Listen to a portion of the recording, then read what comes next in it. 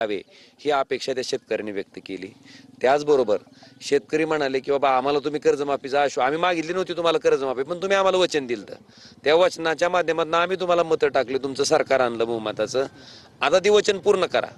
मुख्यमंत्री महोदय म्हणले होते की आम्ही योग्य वेळी करू।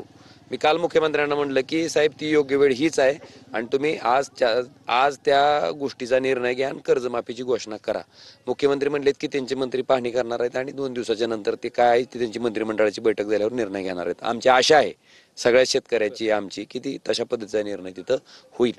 आणि तिसरी सगळ्यात महत्त्वाची गोष्ट, उद्धवजींनी जी वाहून गेलेले जनावरं असतील, त्यांची खरडून गेलेली जमीन असेल, परत त्याचबरोबर तुमचं बुजलेली विहीर असेल, तर ह्याच्या बाबतीत सुद्धा सरकारनं एक वेगळ्या प्रकारची योजना करावी अशी मागणी। आणि हे सगळं करायला आम्ही सरकारला भाग पाडू, त्यासाठी रस्त्यावर उतरायची वेळ आली तर मी रस्त्यावर उतरेन तुमच्यासोबत, इतकं आश्वासन उद्धवजी ठाकरे साहेबांनी सगळ्या शेतकऱ्यांना दिलंय।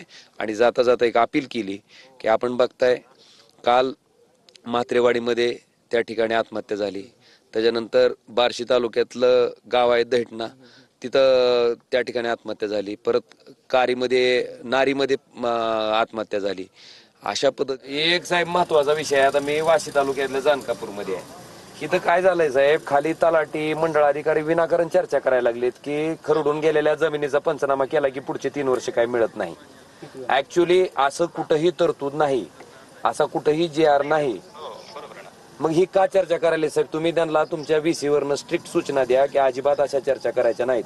आता मला सांगा, शेतकरी मला सांगायला लागलाय की साहेब तलाठी मंडळ अधिकारी मला असं म्हणलेत की खरडून गेलेल्या जमिनीचा जर पंचनामा केला तर 3 वर्ष तुम्हाला पुन्हा काहीच मिळत नाही। तर त्यांना सांगा साहेब, त्यांना पाया पडून सांगा कृपा करून फालतू चर्चा करून